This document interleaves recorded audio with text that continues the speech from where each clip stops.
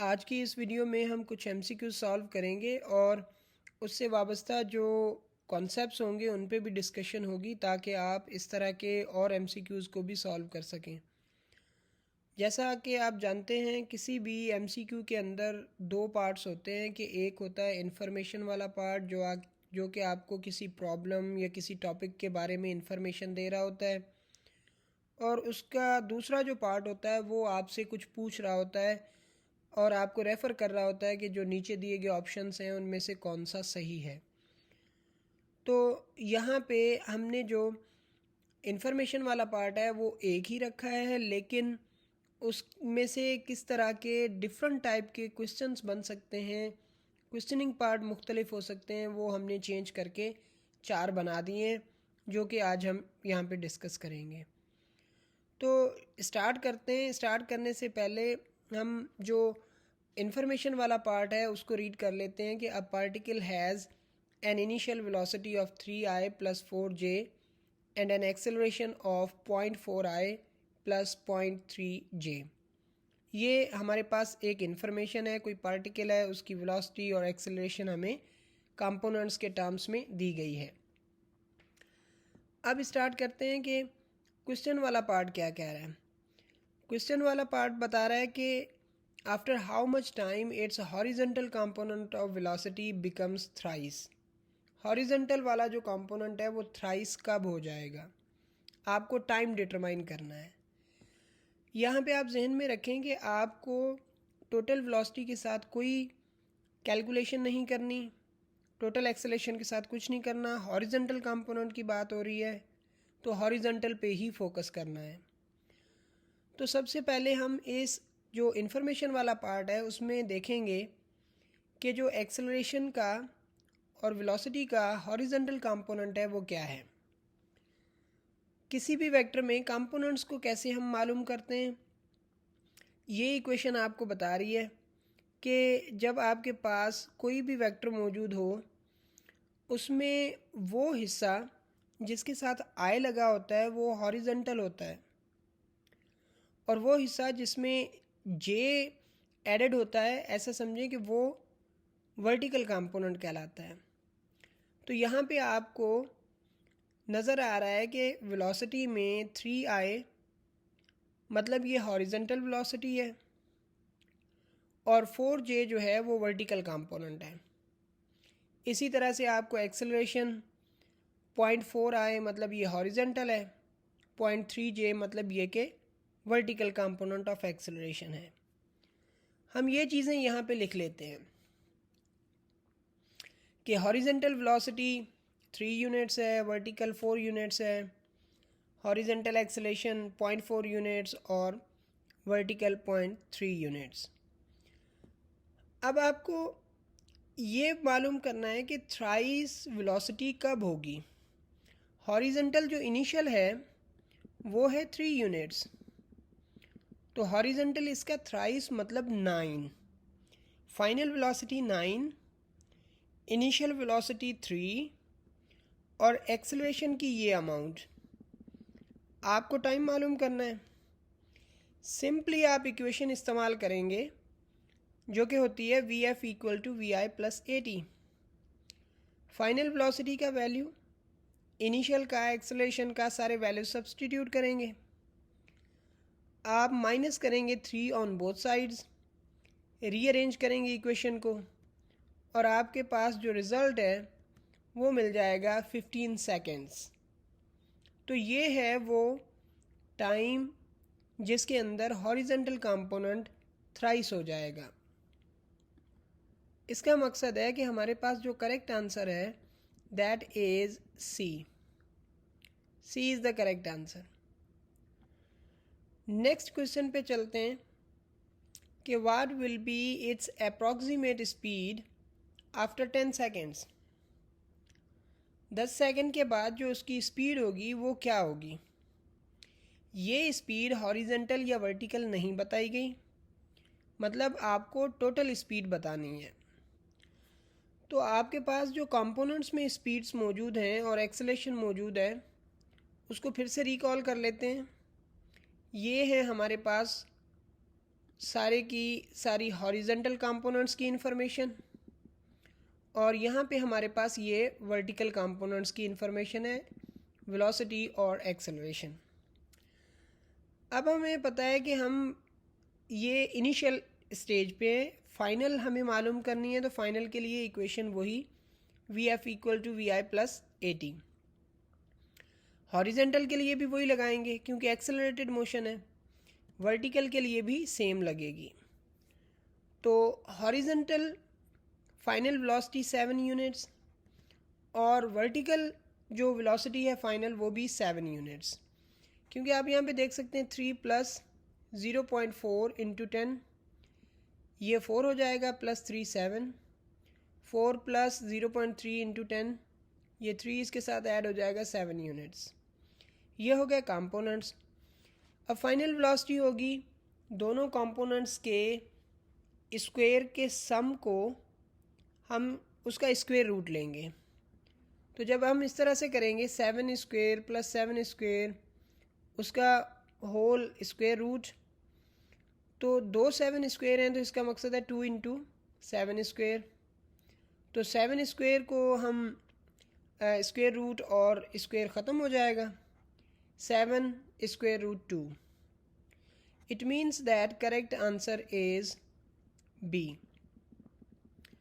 अब यहाँ पे एक थोड़ा सा एक प्रॉब्लम है, वो ये कि अगर आप इस प्रॉब्लम को एक और तरीके से सॉल्व करेंगे तो आपको करेक्ट आंसर 10 मिल सकता है, 10।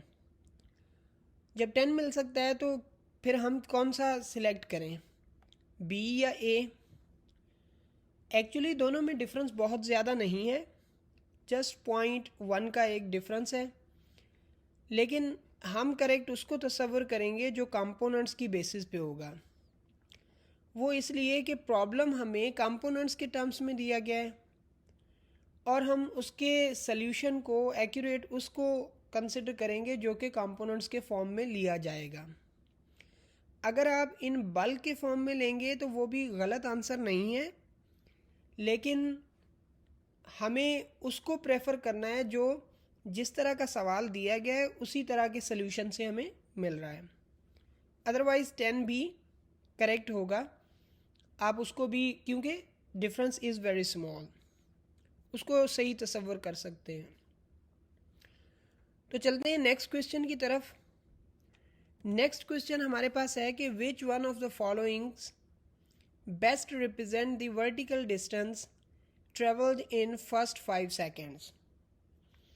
पहले 5 सेकेंड्स में जो वर्टिकल डिस्टेंस कवर हो रहा है वो कितना कवर हो रहा है, उसकी बेस्ट रिप्रेजेंटेशन इन ऑप्शंस में से कौन सी है? ये 4 ऑप्शंस हैं, इनमें से कौन सा बेस्ट रिप्रेजेंट कर रहा है vertical distance travelled in first 5 seconds? तो वर्टिकल डिस्टेंस मालूम करने से पहले अगेन वही हम हॉरिजेंटल और vertical components of initial velocity, horizontal and vertical components of acceleration. Vertical displacement accelerated motion है तो इसका मकसद है हम सेकेंड इक्वेशन इस्तेमाल करेंगे, V I T plus 1/2 A T square. V I मतलब हमने वर्टिकल वाली लेनी है क्योंकि वर्टिकल वाला हमें डिस्टेंस मालूम करना है, ये वी आई वर्टिकल और ये एक्सेलरेशन फॉर द वर्टिकल।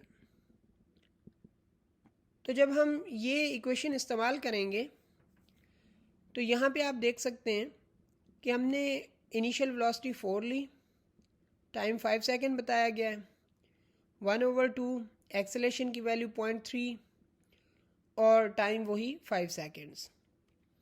तो 5 का स्क्वायर 25 मल्टीप्लाई बाय 0.3 और डिवाइडेड बाय 1/2 और ये 5 into 4 equal to 20 plus something, तो ये हमारे पास आंसर आ जाता है 23.75। तो इसका मकसद है कि कोई भी करेक्ट आंसर 23.75 मतलब चारों ऑप्शंस में से कोई भी ये नहीं है। तो बेस्ट रिप्रेजेंटेशन इसकी कौन दे रहा है? इसका राउंडेड ऑफ वर्जन 23.75 को अगर आप राउंड ऑफ करेंगे तो वो 24 को रिप्रेजेंट कर रहा है। So the correct answer is d. Okay जी, नेक्स्ट क्वेश्चन पे चलते हैं कि distance travelled in second is. अब ये नहीं बताया गया कि 2 सेकेंड्स का डिस्टेंस आप बताएं, ये बताया गया है कि आप सिर्फ दूसरे सेकंड का डिस्टेंस बताएं। तो जो दूसरे सेकंड का डिस्टेंस है वो कैसे मालूम होगा? हमें पता है कि अगर हमारे पास किसी ऑब्जेक्ट का 10 सेकंड्स का डिस्टेंस भी हो और 9 सेकंड्स का डिस्टेंस भी हो, तो हम वो डिस्टेंस जो 10 सेकंड में कवर हुआ उसमें से 9 सेकंड वाला हम माइनस कर देंगे, तो सिर्फ हमारे पास 10वें सेकंड का डिस्टेंस बच जाएगा। तो यही आइडिया हम इस्तेमाल करेंगे यहाँ पे कि हॉरिजेंटल की बात नहीं हो रही, मतलब टोटल डिस्टेंस की बात है। तो हम टोटल डिस्टेंस जो है वो 2 सेकंड्स का भी मालूम करेंगे, 1 सेकंड का भी। तो फिर 2 सेकंड वाले में से 1 सेकंड वाला माइनस कर देंगे तो सिर्फ हमारे पास दूसरे सेकंड का डिस्टेंस मिल जाएगा। उससे पहले हमें total velocity, total initial velocity और टोटल एक्सेलरेशन की अमाउंट होनी चाहिए।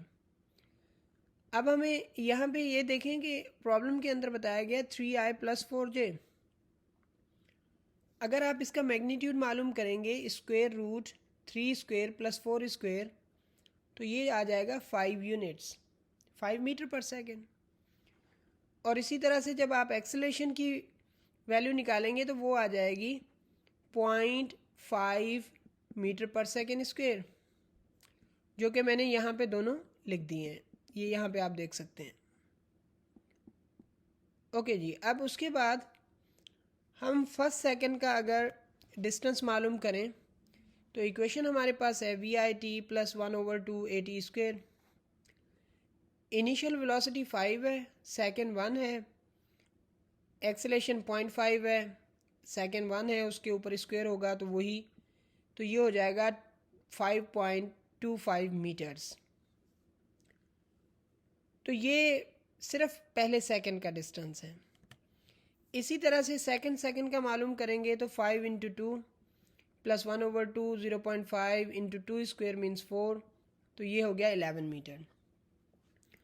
तो अब ये है सिर्फ और सिर्फ पहले सेकंड का, ये है पहले 2 सेकंड्स का, दूसरे का नहीं, पहले 2 सेकंड्स का। अब पहले 2 में से आप फर्स्ट को माइनस कर दें तो सिर्फ दूसरे का बच जाएगा।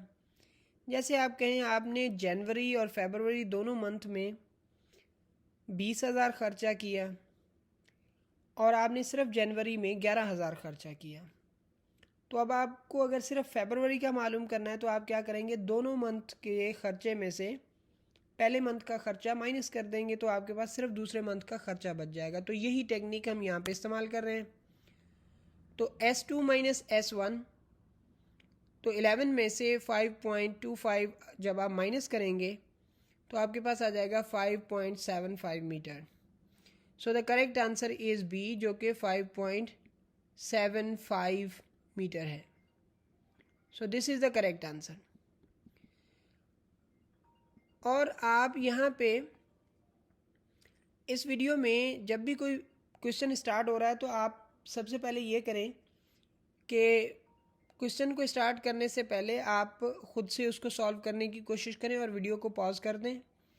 और उसके बाद अगर आप कहीं पे स्टक हो जाते हैं तो फिर आप जो है वीडियो को रिज्यूम करके सॉल्यूशन को देख लें, या आप अपने सॉल्यूशन को कंप्लीट करने के बाद वीडियो में सॉल्यूशन देखें और कंपेयर करें कि आपने वाकई सही किया है या आपकी कोई अप्रोच डिफरेंट है। चाहे अप्रोच डिफरेंट है लेकिन आप सही आंसर तक पहुंच रहे हैं तो आप देखें कि approach according to the theory है, अकॉर्डिंग टू द कॉन्सेप्ट है या नहीं। तो जस्ट यही चीज़ें आपने यहाँ पे देखनी है। तो इस तरह के बहुत सारे MCQ बन सकते हैं सिर्फ इसी एक स्टेटमेंट में से, लेकिन मैंने जस्ट कोशिश की कि इसमें से जो ये 4 क्वेश्चन हैं आपके सामने मैंने इस वीडियो में प्रेजेंट किए हैं।